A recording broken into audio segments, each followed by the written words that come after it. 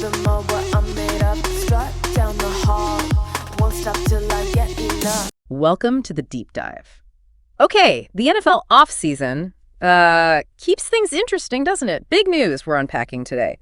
George Pickens, star receiver, traded from the Steelers to the Dallas Cowboys. Yeah, big one. And our mission today, is to go a bit deeper than just the headline. We really want to understand what this means, like the real implications for both teams, their plans, maybe the league picture too. Exactly. And we're drawing on some analysis that popped up right after the trade, trying to get past that, initial hot take. Right. It helps frame things. Okay, let's dive in. Pickens is a Cowboy. So first thing everyone asks is, does he fix it? Is he that missing piece for Dallas's receivers? That's the knee-jerk reaction, right? Yeah. And look, Pickens is talented, no doubt. But this analysis we're looking at, it kind of pours some cold water on the idea that he alone, flips a 7-10 team into instant Super Bowl contenders. Okay, so maybe temper expectations a bit. A little bit, yeah. The analysis suggests it's probably overblown to think he's the sole answer. He helps, absolutely. Yeah. But a guaranteed fix, maybe not. But what does he bring? I mean, specifically, the analysis really zoned in on his deep threat ability, averaging, 16.7 yards a catch the last 2 years? Yeah, which is pretty impressive. That's higher than DK Metcalf, apparently. What does that tell us? Well, it tells you he stretches the field, obviously. Right. But what's really interesting, and the analysis points this out, is the consistency. Over the last 3 seasons, get this, he's the only guy, the only player in the league with 50-plus catches, 800-plus yards, and 15-plus yards per catch. Wow. Each year. Wow, okay. Yeah, so it's not just flashing, it's consistent big play potential. Plus, he's in the last year of that rookie deal, like $3.6 million, cheap for his talent level. He's playing for that next contract in 2026. Huge incentive. Right, the contract year motivation. So strategically for Dallas, how does that skill set mesh with what they needed? It sounds like a perfect fit on paper. Oh, absolutely. They clearly needed a solid number 2 next to CeeDee Lamb. Pickens slots right in there. And that vertical threat thing, Dallas only hit, 7 passes of 40-plus yards all last season? Only 7. Oof. Yeah. Pickens himself had 4 of those types of plays. Yeah. So he immediately brings that dimension. And think bigger picture, having that deep threat, it affects everything. It can potentially really help their run game too, which they tried to boost drafting Booker and Blue. How so? Like pulling safeties back? Exactly. Make safeties respect the deep ball, play further back. That means lighter boxes, potentially easier sledding for the running backs. It's all connected. Makes sense. Makes sense. But the analysis also flags this as maybe just a one-year experiment. If they don't sign him long-term, what's the deal there? Well, that's the flip side, isn't it? If he walks after this season, his impact, however great in 2025, is just temporary. It really puts pressure on Dallas to figure out if he's part of their long-term plan and, how much they're willing to pay. Okay, gotcha. Let's pivot to the Steelers then. The analysis suggests, maybe they didn't get quite enough back for Pickens. Why is that the thinking? Right. The narrative is kind of leaning towards maybe not maximizing the return for a player with his upside. So what dragged his value down? Probably a few things acting together. Number one, that contract situation we just mentioned. Final year, cheap deal. The acquiring team knows a big payday is coming soon.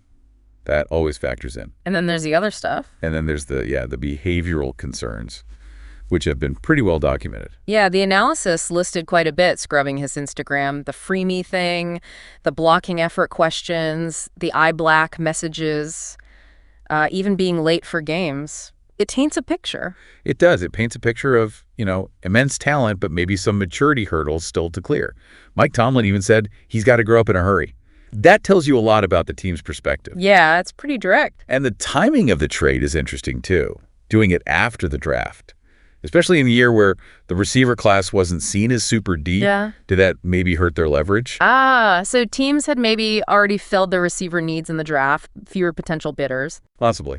Fewer chairs available at the table, And the analysis goes so far as to suggest the compensation they got back might barely be better than the compensatory pick they might have gotten if he just played out his deal and left as a free agent next year. Ouch.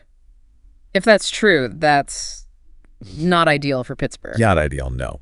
It suggests they felt they needed to move on now, maybe cutting their losses, but perhaps not getting peak value. Okay, shifting back to Dallas. Dak Prescott. The analysis labels the pressure on him as on point. Why is the heat turned up even more now? It always feels like it's high in Dallas. It does, right. But this year, you've got a few things converging. He's coming off 2024, another year impacted by injury. Interception worries have popped up in 2 of the last 3 seasons. True. And then look at the leadership void. Zach Martin retires. DeMarcus Lawrence retires. Huge veteran presence gone. More falls on Dak's shoulders now, leading that whole team. And then you add Pickens to the receiver room. Lamb, we know, can wear his heart on his sleeve, gets visibly frustrated sometimes. Now add Pickens, who, as we just discussed, has had his moments. How does that chemistry work? That's the million-dollar question, isn't it? Keeping everyone on the same page, keeping the chemistry right, that's going to be huge. A positive, maybe, is Brian Schottenheimer sticking around as OC. Yeah. That continuity helps. Familiarity, yeah. And look, the potential of Lamb and Pickens together, it's massive. They could genuinely be one of the scariest duos in the league. But, and this is what the analysis really stresses, it only works if everyone's aligned. Dak, Lamb, Pickens, the coaches, the O-line, everybody pulling in the same direction. Total alignment. Got it. Okay, let's swing back to Pittsburgh one more time.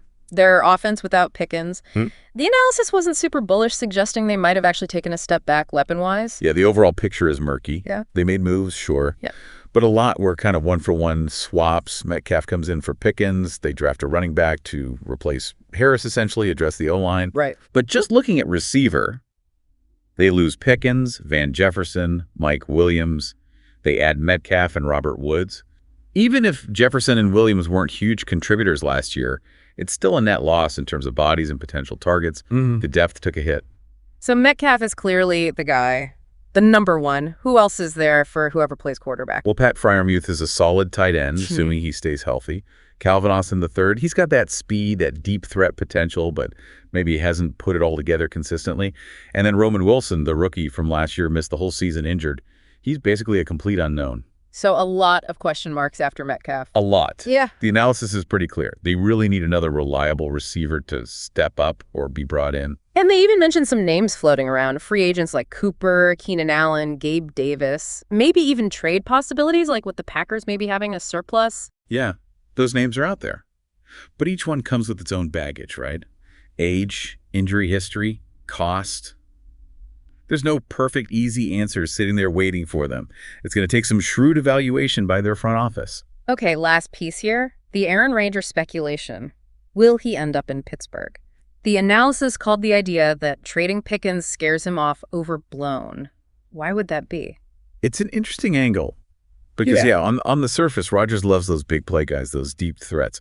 Losing Pickens feels like it might be a negative for him. You'd think so, right? But the thinking here is it's probably not a deal breaker. Rodgers is demanding. We know that.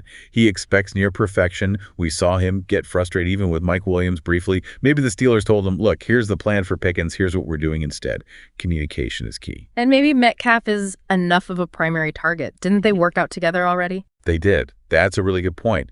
That workout suggests there's already some rapport, some belief from Rodgers in Metcalf as a number one.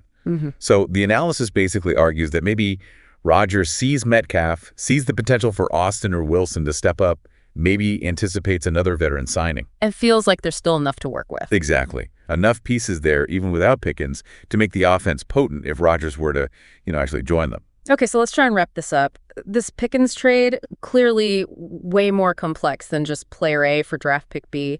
Lots of potential upsides, lots of potential downsides for both Dallas and Pittsburgh. For sure.